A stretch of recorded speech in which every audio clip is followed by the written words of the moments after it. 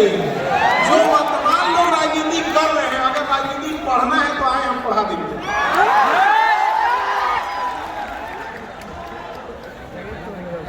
मुझे मेरे इतने वेरिड किस्म के सवाल हैं आपसे, कुछ शरारती सवाल भी हैं, इतनी आपकी गंभीर छवि है, थोड़ा उससे इतर भी मैं बात करना चाहता हूँ और गंभीर बात भी अपन करेंगे, भारत की शिक्षा व्यवस्था पर बात करेंगे, बिहार के बारे में भी। पर मैं वंडर करता हूँ, बिना आपसे बात हो रही थी कि आप सुबह से लेकर के कितने बजे, रात 9 बजे तक क्लास करते हैं। मतलब ठीक है, खाना वाना खाने के लिए आपके ब्रेक लेता ही होगा, पर मैं चूंकि ब्रॉडकास्टिंग मीडियम में काम करता हूँ और मैं जानता हूँ कि इसका एक असर आवाज़ पे, गले पे होता है, लगातार इतना बोलने से, फिर आप वीडियोस भी आपके होते हैं, तो ये गले का ख्याल कुछ खास रखते हैं क्या अलग तरीके से? कि देखिए, गला का कुछ अलग से तो ख्याल नहीं रखते, क्योंकि हम संगीतकार तो हैं नहीं, बस पढ़ा देना होता है। और पढ़ाते पढ़ाते गला इतना खराब हो गया है कि तानसेन गाते थे तो शीशा फूट जाता था, हम अगर गाना गाते तो कान फूट जाएगा। लेकिन ये नहीं कि बस समझा देना है, संगीत की धुन की क्वालिटी का काम हमारा नहीं है। क्या बहुत अच्छा लगा, लेकिन संगीत सुनते तो हैं, और मैं इसका थोड़ा लॉन्ग फॉर्म आंसर जानना चाहता हूँ। मैं चाहता हूँ आप अपने पसंद के संगीत या संगीतकार या संगीत की प्रकृति पर थोड़ी देर बोलें कि वो क्यों सुनते हैं, उसको सुनने से हासिल क्या होता है, किस माहौल में आप संगीत की शरण में जाते हैं?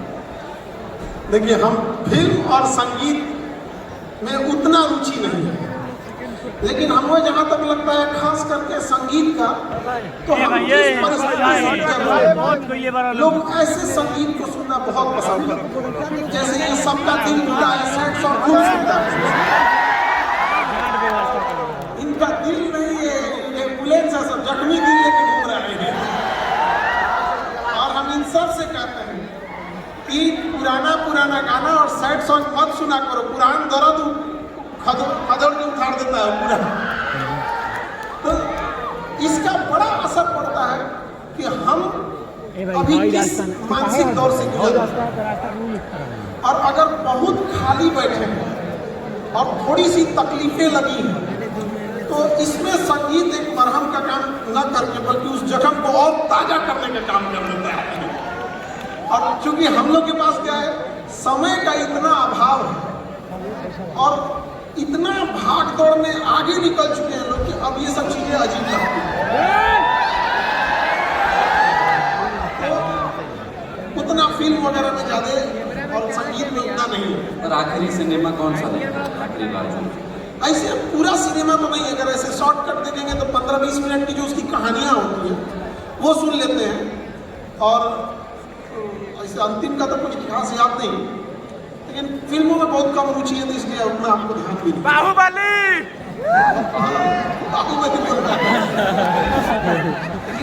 जैसे आपसे बिहार के बहुत सारा काम बिहार में कुछ वर्षों में हुआ है और बहुत सारा काम होना बाकी भी है। हमने बिहार पर डॉक्यूमेंट्री की थी, उस समय हमने बात भी की थी कि इन लड़कों में जिद है पर इनकी शक्ति भी थोड़ी सी छीन ली गई है, इनके पास हौसला है पर कंधे इनके कमज़ोर कर दिए गए हैं। अगर ये और सुधार हो जाए, मैं अगर ये कहूँ कि आपको अगर बिहार में इस किस्म की अथॉरिटी फर्ज करते हैं, कल्पना करते हैं, मिल जाए और आप एजुकेशन के पॉइंट ऑफ व्यू से 2-3 बड़े बदलाव जो आप बिहार में करना चाहते हैं। देखिए, जहाँ तक रही विकास की बात करते हैं तो देखिए, जिंदा रहने को विकास नहीं कहा जाता है, तो अंतर होता है दोनों में।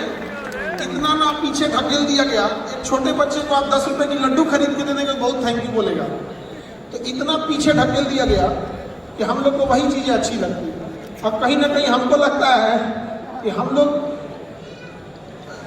इस सब चीज़ों में इतने उलझ गए लोग कि हम लोग के मुद्दे क्या रहते हैं। जहाँ आप देखिएगा जो इंडिया है, पर कैपिटा इनकम मुद्दा है, रोजगार मुद्दा है, हाई इंफ्रास्ट्रक्चर है।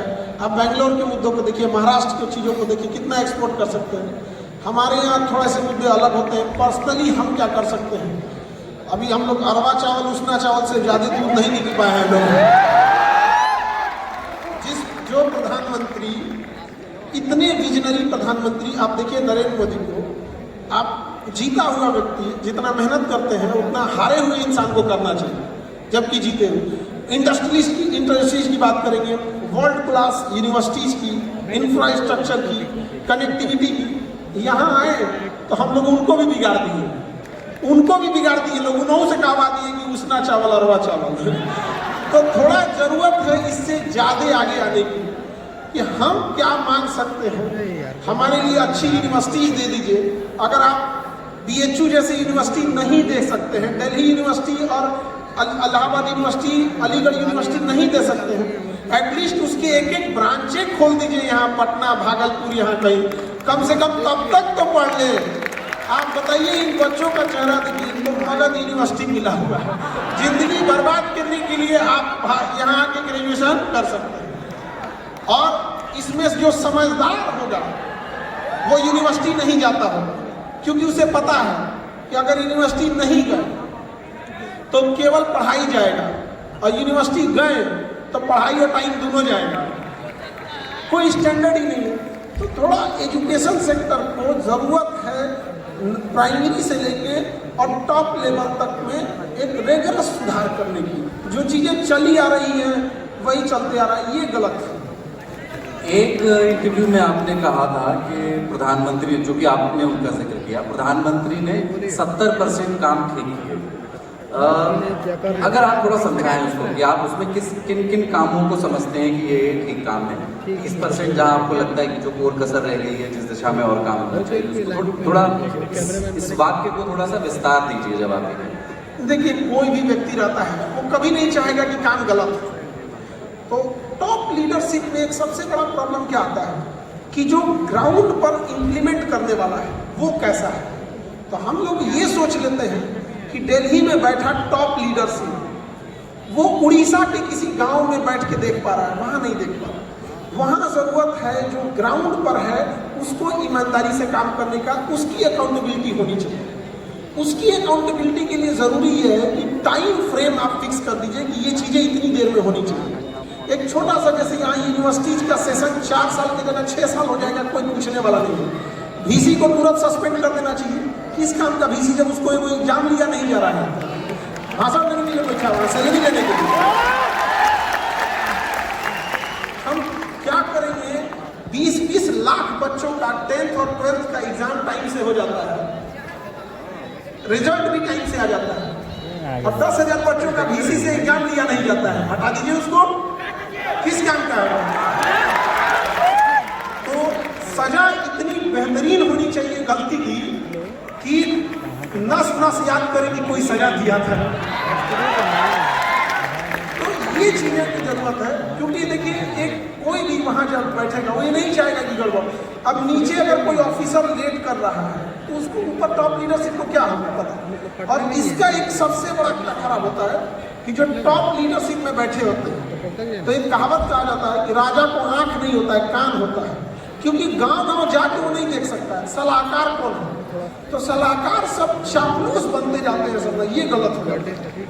सलाहकारों से पूछना चाहिए कि तुमने क्या प्लान बनाया था कि 2022 तक किसानों की इनकम दुगनी होनी थी। किसानों को छोड़िए, पहले उनको पकड़िए, उन अधिकारियों को, कि तुमने क्यों काम नहीं किया, इतना बड़ा संसाधन दिया, सब कुछ दिया, एक IAS का पद दिया, जा रहे हो सड़क पे तो 1 किलोमीटर पहले से खाली हो जा रहा है, तो सेक्रेटरी साहब जा रहे हैं, काहे नहीं हुआ डबल? पूछना चाहिए। हम लोग किससे पूछ देते हैं? वो एक इंसान से। वो एक इंसान कंफ्यूज रहता है, भैया हमसे इतना क्या पूछ रहा है। कहीं राजनीति से तो प्रेरित नहीं है, कहीं उससे पूछना चाहिए। अधिकारी जो है सब ना, ये कुल्हाड़ी नहीं है सब, ये दीमक है सब। पेड़ पे लगे लगे गिरा देंगे, सब पता ही नहीं चलेगा कैसे गिरा। हमको लगता है कुछ अधिकारी लोग भी आए थे क्या?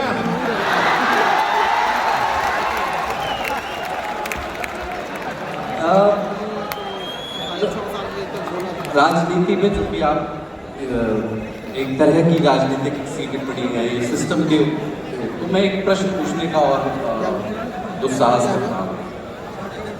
भारत की राजनीति को अगर आप ओवरऑल में सिर्फ बिहार की बात नहीं करते, भारत की राजनीति को देखें तो उसमें आप 2-3 तरह की दीमकें किनको मानते हैं। जैसे बहुत लोगों का ये मानना है कि भ्रष्टाचार एक दीमक है, कुछ लोगों का कहना है नहीं यार, दरअसल भ्रष्टाचार तो इंसानी गुण है, उसको आप खत्म नहीं कर सकते, वो नैतिक तौर से आपको आराम से खत्म हो जाएगा, बस अब नहीं की जरूरत है। अरे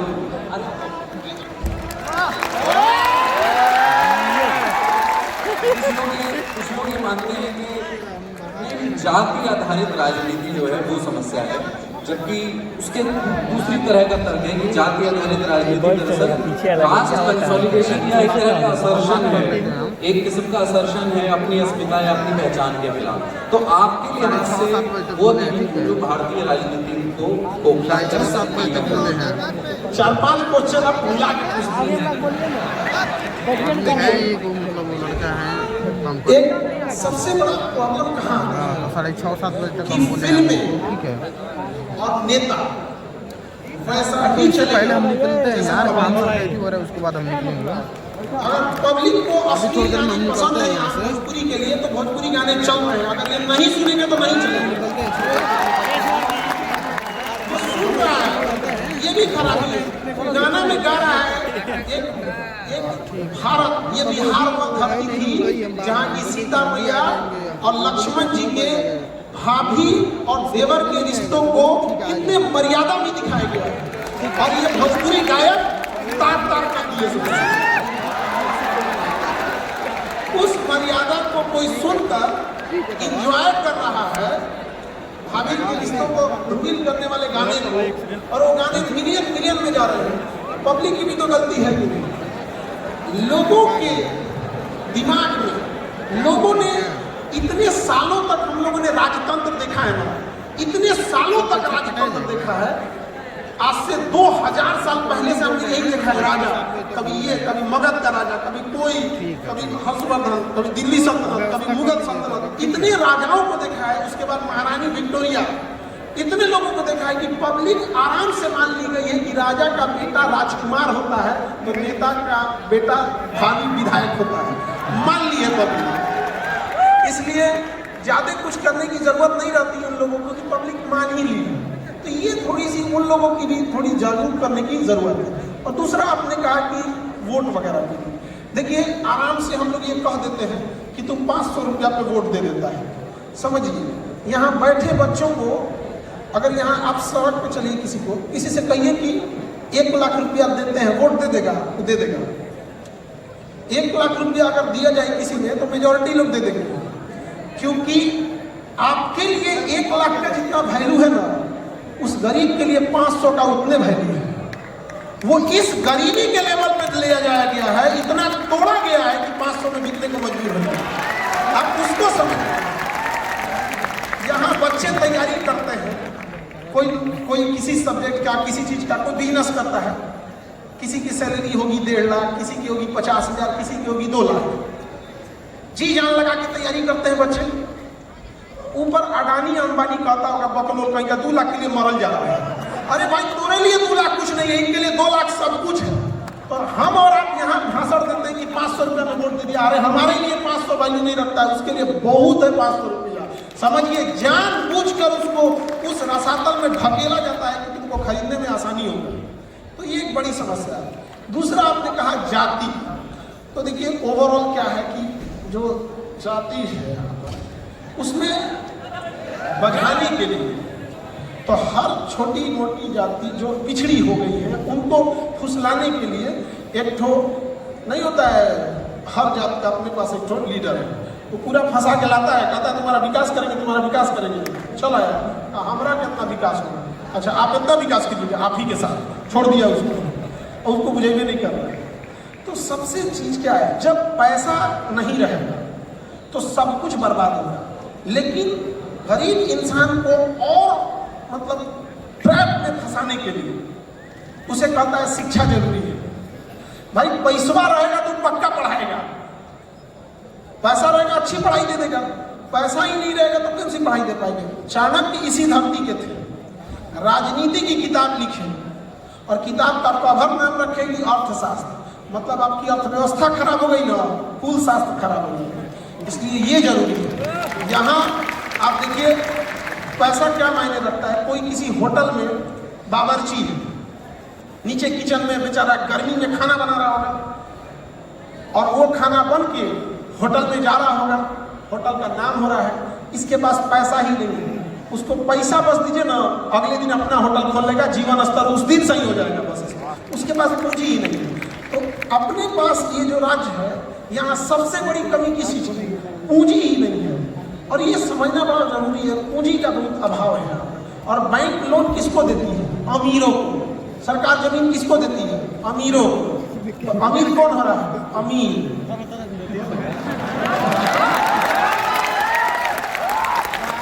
चूंकि इसी से जुड़ा ये प्रश्न, बिहार में भी चुनाव से पहले महिलाओं के खाते में 10-10 हजार रुपए महिलाओं के नहीं, जीविका दीदी जी, सारी महिलाओं को नहीं गया। जी जी। तो मैं एक मेरा प्रश्न ये आप इसको समझ जाइए, मीडिया ने इसको फैलाया कि सारी महिलाओं को जीविका दीदी को।